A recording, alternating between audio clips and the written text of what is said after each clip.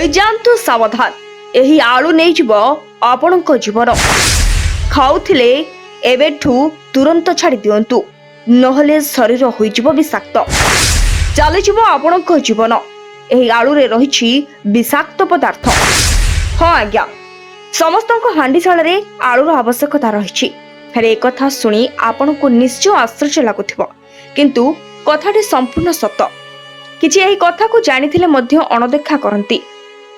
ଏବେ କିନ୍ତୁ ଅଣଦେଖା କରନ୍ତୁ ନାହିଁ, ଭିଡିଓଟିକୁ ସମ୍ପୂର୍ଣ୍ଣ ଦେଖନ୍ତୁ।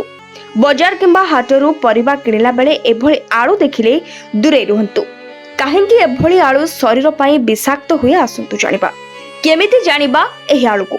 ବଜାରରେ ଆପଣ ଆଳୁ କିଣିଲା ବେଳେ ନିଶ୍ଚୟ ଦେଖିଥିବେ କିଛି ଆଳୁ ଗଜା ହୋଇଯିବାର, ଆଉ କିଛି ନୀଳ ରଙ୍ଗ ହୋଇଥିବାର। ଏହି ଗଜା ଆଳୁ କିମ୍ବା ନୀଳ ଆଳୁରେ ବିଷାକ୍ତ ପଦାର୍ଥ ରହିଛି।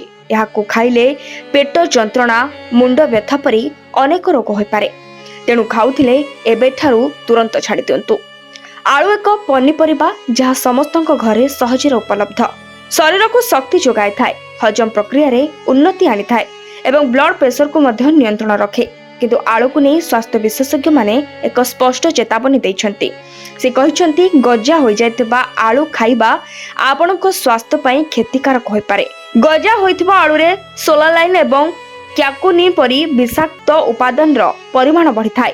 ଗଜା ହୋଇଥିବା ଆଳୁରେ ସୋଲାଲାଇନ୍ ଏବଂ କ୍ୟାକୁନିନ୍ ପରି ବିଷାକ୍ତ ଉପାଦାନର ପରିମାଣ ବଢ଼ିଥାଏ।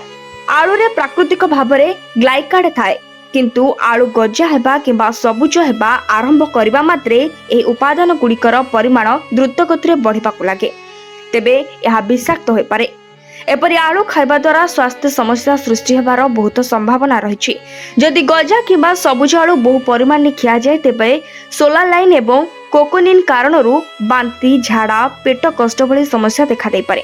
ସେଥିପାଇଁ ଆଳୁକୁ ଥଣ୍ଡା ଏବଂ ଅନ୍ଧକାର ସ୍ଥାନରେ ରଖିବା ପାଇଁ ମଧ୍ୟ ପରାମର୍ଶ ଦିଆଯାଇଛି, ଯାହାଫଳରେ ଗଜା ହେବାର ସମ୍ଭାବନା କମ୍ ଥାଏ। ଯଦି ଆପଣଙ୍କର କୌଣସି ସ୍ୱାସ୍ଥ୍ୟ ସମସ୍ୟା ଅଛି, ତେବେ ଏଭଳି ଆଳୁ ଖାଇବା ପୂର୍ବରୁ ନିଶ୍ଚିତ ଭାବରେ ଡାକ୍ତରଙ୍କ ସହିତ ପରାମର୍ଶ କରନ୍ତୁ। Bureau report, BNS live.